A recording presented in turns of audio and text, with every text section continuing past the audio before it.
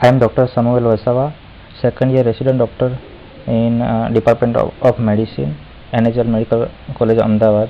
I am presenting a prospective study of thyroid dysfunction in patients with type 2 diabetes in general population under guidance of Dr. Hiren Pandya, professor and HOD of Department of Medicine in SMT HCL Hospital, Ahmedabad. Diabetes mellitus is the most common endocrine metabolic disorder affecting the quality of life because of the complications like retinopathy, nephropathy, neuropathy, and ISD. Being the most common endocrine metabolic disorder, there was a curiosity to understand the association of this disease with another common endocrine gland function, that is thyroid gland.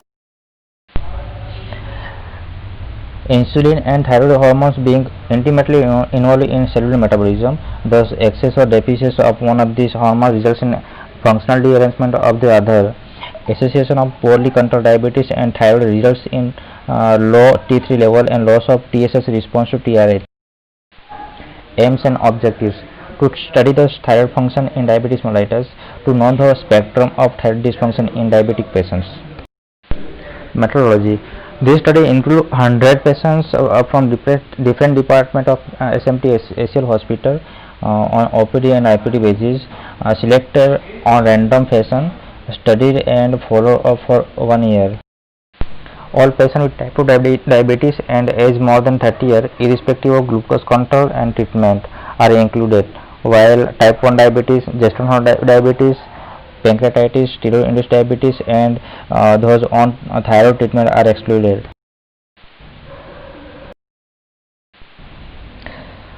Results: out of 100 patients, 29 patients was found to have abnormal thyroid function. Out of 29, 16 patients having hypothyroidism and 13 patients having hyperthyroidism.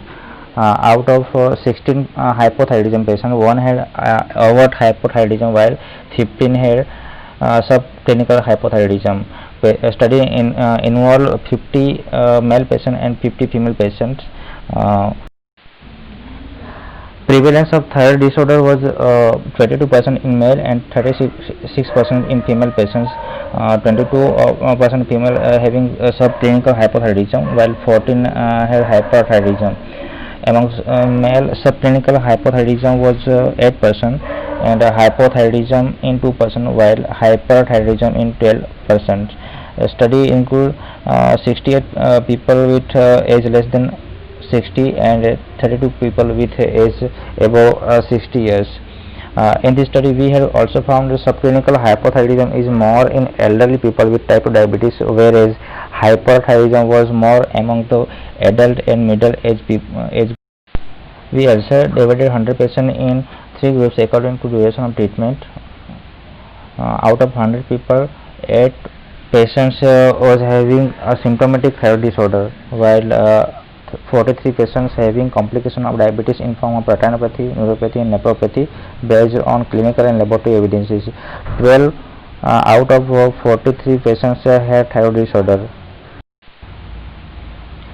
India has the largest number of people suffering from diabetes in the country, responsible for significant mortality and morbidity due to its complications.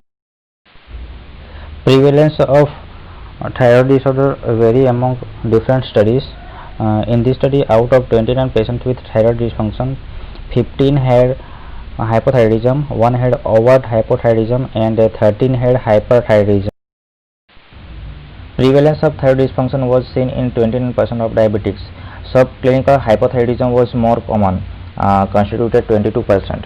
Elderly people had higher incidence. Thyroid disorders are more common in female. Patients with hyperthyroidism presented with clinical features of thyroid disorder, whereas hypothyroid patient did not have any sign and symptoms. 36% of people with thyroid dysfunction had poor glycemic control even with treatment. Severe forms of diabetes complications were noted in subclinical hypothyroidism. Hence, a patient with subclinical hypothyroidism must undergo frequent ophthalmic checkups to rule out retinopathy and also renal function test for nephropathy. There is no relation of thyroid disorder with a duration of diabetes. A serum TSH within euthyroid range almost always eliminate the diagnosis of hypo or hyperthyroidism. This shows that TSH is a preferred screening test for thyroid dysfunction in diabetics. One must have strong suspicion of diabetes dysfunction in patients with uncontrolled diabetes level, and must be evaluated for hyperthyroidism, especially in young and middle age diabetics with poor glycemic control.